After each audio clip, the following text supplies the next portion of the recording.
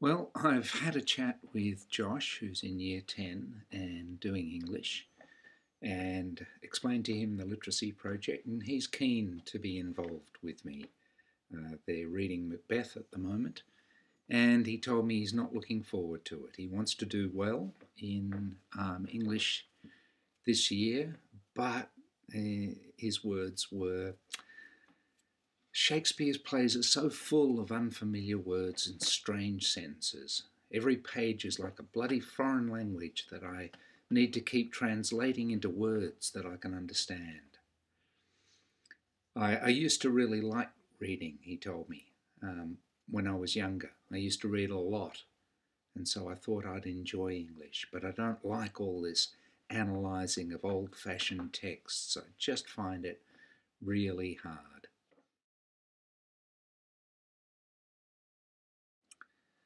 So we've just had our first session together. I'm not quite sure what to make of it. Um, Before the session, I'd been thinking about my conversation with Josh, and how he'd said he really wanted to do well in English this year. And so he's motivated. Um, but I kept thinking about something that Christovani says in one of the early chapters about um, reading working when we sense that the text is answering questions that we genuinely want answered. And I don't think Josh has got that with Macbeth. He's not interested in the content of it at all. He just wants to do well in English. And so I'm not quite sure how to approach, I wasn't quite sure how to approach this first session. I thought maybe, given that he's a very active boy, maybe I'd find a section early on in the play that might appeal to him. And so I got the section where um, the rebels have been fighting against the king, Duncan's forces, and Macbeth has come to the rescue of Duncan's forces and turned the tide against MacDonald, the leader of the rebels. And I thought maybe if we just focused on that short section, it might tease his interest a bit. So I gave him the passage, and the first thing I learnt was that it's really hard just to sit there and listen to a student struggling with a passage. And he really did struggle. He read it so almost word by word, and he kept flicking over to the glossary to try and understand what the different parts meant. It sounded something like, doubtful it stood, as two spent swimmers that do cling together, and choke their art, the merciless MacDonald, worthy to be a rebel for to that. Josh was having no trouble reading the individual words, but it just wasn't meaning anything to him. He kept looking up the glossary. And at the end of it all, I said, well, what did you make of that? And he said, look, I didn't understand anything. I've got no idea what that's all about. It's just weird. And afterwards, it reminded me of that passage in Tavani's book in the first chapter where she says, meaning doesn't arrive because we have highlighted text or used sticky notes or written the right words on a comprehension worksheet.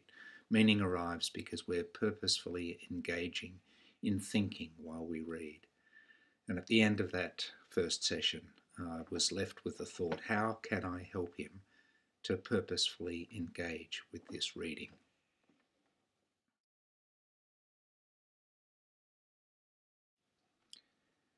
So for this second session, I decided to do two things with Josh, drawing on what I was learning about the reading process and what strategies helped. I decided that first of all, I wanted to give him some sort of background knowledge, some context, so that he could make sense of some of what he was reading. it was clear at the moment that it was just words and that he had nothing to draw on really to try and make sense of what he was reading. And secondly, Tavani talks a lot about making known, making visible to the students the reading strategies that have worked for us as teachers. And so I decided that I wanted to do some of that as well.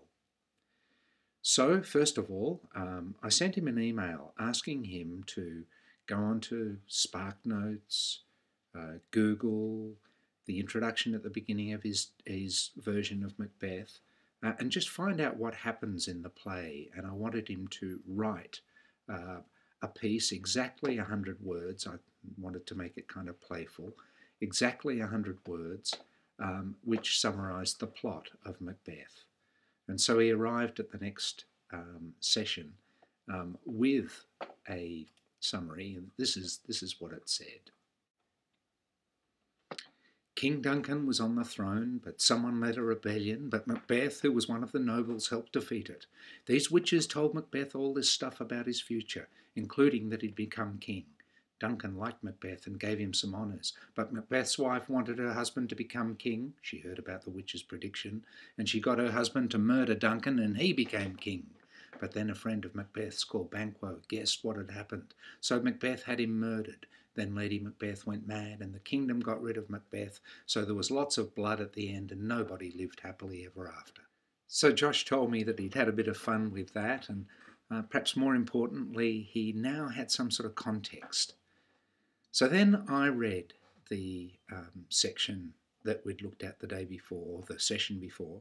Doubtful it stood, as two spent swimmers that do cling together and choke their art.